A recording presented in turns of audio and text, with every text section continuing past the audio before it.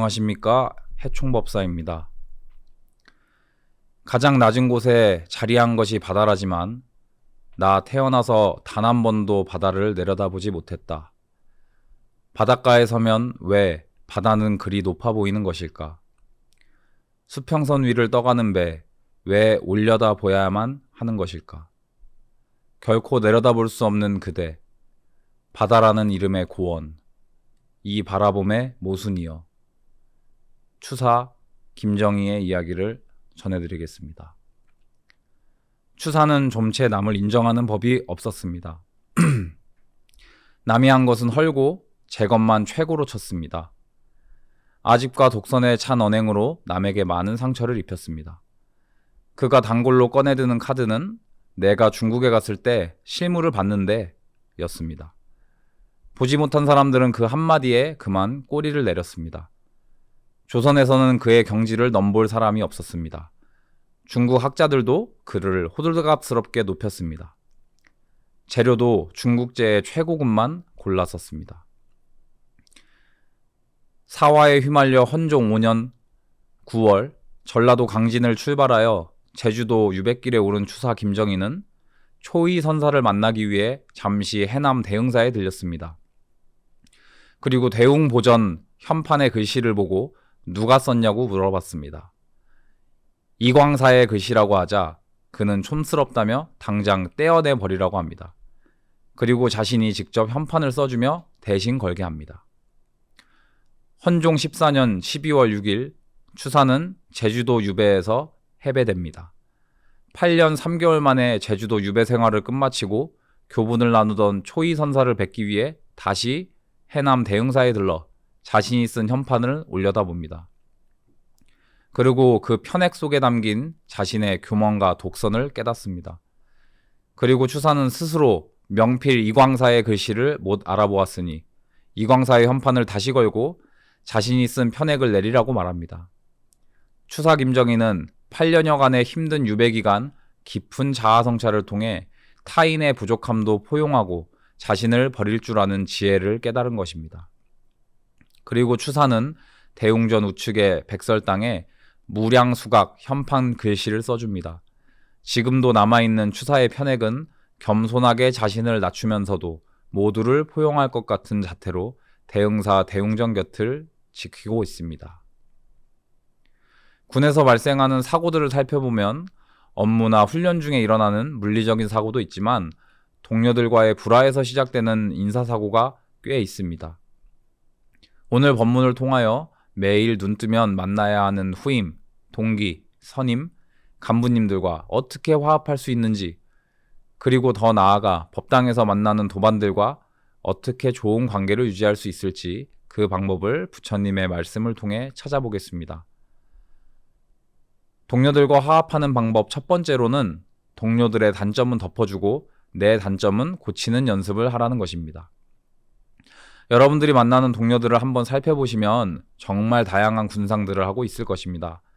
재능이 있고 센스가 있고 개념 있는 동료가 있는가 하면 그렇지 못한 동료들도 있을 것입니다. 무엇인가 단점을 가지고 있는 동료들이 있다면 그것을 드러내 손가락질하기보다는 따뜻하게 덮어주는 연습을 하시기 바랍니다. 우주는 나름대로의 법칙을 가지고 있는데 그 중에 대표적인 것 하나가 바로 인과의 법칙입니다.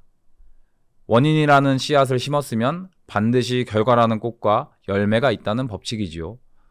동료들의 단점을 따뜻하게 덮어주는 원인을 지으면 인과의 법칙에 따라 나 역시 나보다 훌륭한 사람에 의해 이끌림을 받게 된답니다.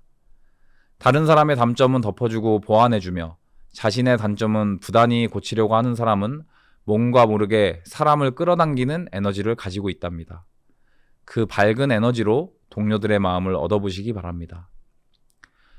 한눈에 남의 결점을 보는 사람은 예리한 사람입니다. 보고 비판하는 사람은 똑똑한 사람입니다. 그냥 덮어주는 사람은 푸근한 사람입니다.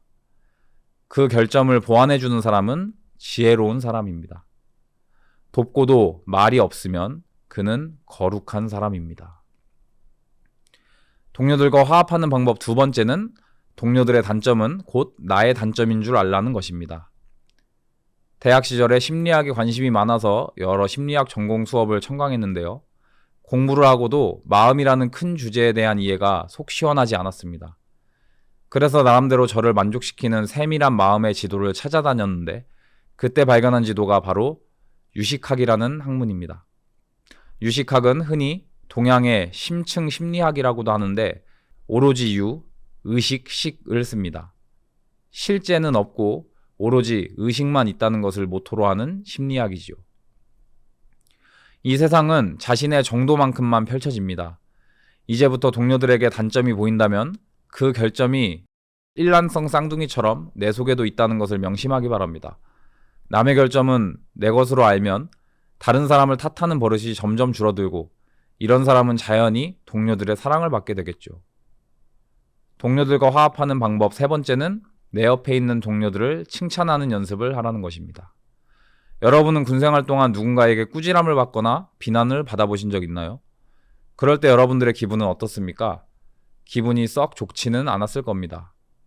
누군가에게 꾸지람이나 비난을 받았을 때 우리의 뇌는 그 상대를 즉각적으로 혹은 잠재적으로 자신의 생존에 위협이 되는 인물로 파악하고 그 상대로부터 자신을 보호하기 위해서 중추신경계를 자극하여 노르아드레날린이라는 호르몬을 분비합니다. 이 호르몬이 나오면 기분이 꿀꿀해지고 심장박동이 빨라지고 근육이 긴장되고 신체 에너지가 상승하게 됩니다. 상대방의 꾸지람을 하거나 비난하는 것에 그치지 않고 공격을 해온다면 방어를 하기 위해서 몸을 전투준비태세로 만드는 것입니다. 이 호르몬은 단기간 나오면 별 문제가 없지만 장기간 배출되었을 때에는 우리의 몸에 심각한 문제를 불러온답니다. 그래서 이 노르아드레날린을 스트레스 호르몬이라고 부릅니다. 반면에 누군가로부터 칭찬이나 격려를 받으면 우리 뇌는 그 상대를 즉각적으로 혹은 잠재적으로 자신의 생존에 도움이 되는 인물로 파악하고 그 상대를 내 옆에 있게 하기 위해서 역시 중추신경계를 자극하여 베타 엔돌핀, 세르토닌이라는 호르몬을 분비합니다. 이 호르몬은 마음에 행복감을 주고 근육을 이완시켜주고 암세포를 파괴하는 등의 유익함을 준다고 합니다. 그래서 베타 엔돌핀, 세르토닌을 해피 호르몬이라고 하지요. 이런 뇌의 메커니즘을 안다면 동료들을 대할 때 꾸지람이나 비난보다 칭찬과 격려하는 방법을 통하여 유대를 다져나갈 것입니다. 동료들과 화합하는 방법 네 번째는 동료들에게 조건 없이 베푸는 연습을 하라는 것입니다. 사람의 마음을 얻는 가장 손쉬운 방법은 바로 주는 것입니다. 사람은 본능적으로 무언가를 주어야만 다른 사람의 마음을 얻을 수 있다는 것을 알고 있죠. 왜냐하면 자신도 받는 것이 좋으니까요. 베푸는 것에는 세 가지가 있습니다. 첫째로 물질을 주어야 합니다. 마음이 중요하지 물질이 꼭 있어야 하냐고 하지만 마음은 잘 안 보이니까 물질에 마음을 얹어서 주어야 상대방이 그 마음을 실감합니다. 둘째로 따뜻한 마음을 주어야 합니다. 마음속의 사랑은 퍼내도 고갈되지 않습니다. 사랑이 고갈될 때는 오로지 사랑을 퍼내 쓰지 않을 때 뿐이죠. 여자친구와 헤어져서 괴로운 동료들이나 마음의 편지에 긁혀서 괴로운 동료들이 있다면 따뜻하게 어깨를 두드려 주세요. 셋째로 건강한 영적 지식을 주어야 합니다. 따뜻한 사랑의 말로 해결하지 못하는 내면의 문제를 가진 사람에게는 영적 지식이 필요하니까요. 물질, 따뜻한 사랑, 건강한 영적 지식, 이 세 가지를 두루 베푸는 사람은 어딜 가나 주인공이 되고 사랑을 받습니다. 그런데 베푸는 것에도 수준이 있는데 평범한 베품과 성숙한 베품이 바로 그것입니다. 평범한 베품은 내가 좋아하는 사람에게만 베푸는 것인데요. 이것도 훌륭한 일이지만 자신을 성숙시켜주는 베품은 아닙니다.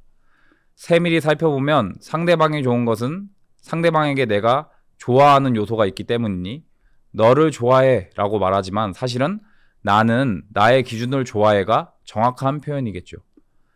한마디로 우리는 사랑과 우정을 빙자한 자기 사랑을 하는 것뿐입니다. 나에 대한 사랑에 머물러 있는 베품, 이것을 평범한 베품이라고 합니다. 그러면 성숙한 베품은 무엇이냐? 상대방이 내 마음에 들지 않더라도, 상대방이 나를 향해 등 돌리고 있더라도, 상대방에게 차마 주기 싫은 마음이 들더라도 베풀어주는 것을 말합니다. 이러한 베품은 에고의 역방향에 있는 베품이기 때문에 나를 철들게 하고 어른으로 만들어준답니다. 그러니 생활관에서 또한 각 처부에서 마음에 들지 않는 동료가 있더라도 무조건 베풀어주는 연습을 해보세요. 이러한 사람은 그야말로 주변에 적이 없는 사람이 될 것입니다. 오늘 전해드린 이 법문을 통해 주변의 동료들과 법당에 함께하는 도반들과 화합하는 한 주 되시기 바랍니다. 성불하십시오.